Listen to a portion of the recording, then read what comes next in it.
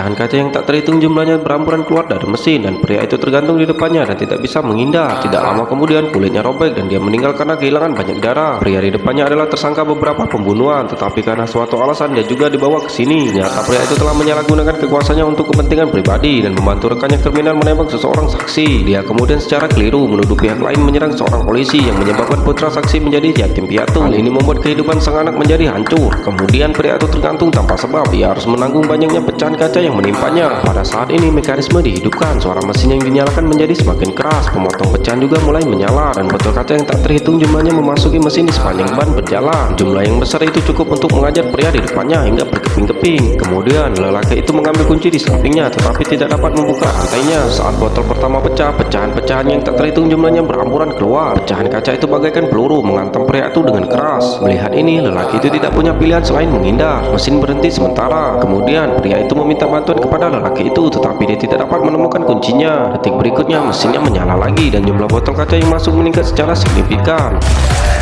Rasa sakit akibat pecahan kaca yang mengenai tubuhnya tak tertahankan bagi pria itu dan dia berteriak karena kesakitan. Pada saat ini lelaki itu juga teringat kata-kata dalam perekaman. Ternyata kuncinya ada di tong sampah di sebelahnya. Dia mengambil kunci dan bersiap untuk membuka rantai itu, tetapi serpian yang tak terhitung jumlahnya mengenai tubuh lelaki itu saat ini memperlambat kecepatan dalam membuka rantai itu. Pada saat ini mesinnya berhenti dan lelaki itu mengambil kesempatan untuk membuka rantainya, tetapi pria di depannya sudah meninggal. Untuk mengetahui kebenarannya, pria itu tidak punya pilihan selain terus melangkah maju. Di sebuah ruangan, lelaki itu akhirnya melihat pembunuh sebenarnya di balik layar, tetapi dia tidak dapat mempercayai orang di depannya. Pembunuhannya ternyata adalah rekannya yang dianggapnya telah meninggal. Pada saat ini kebenaran akhirnya terungkap. Ternyata saksi yang ditembak mati oleh polisi adalah ayah si pembunuh. Dia menyaksikan dengan mata kepalanya sendiri memutarbalikkan benar dan salah yang dilakukan pria itu. Maka dia mengambil kesempatan itu untuk memasuki kantor polisi guna menyingkirkan para penjahat tersebut. Mayat yang dikuliti sebelumnya hanyalah seorang pengedar narkoba yang tidak termaafkan, dan pembunuh sebelumnya hanyalah rencana yang mengejutkan untuk membalas dendam atas ayahnya.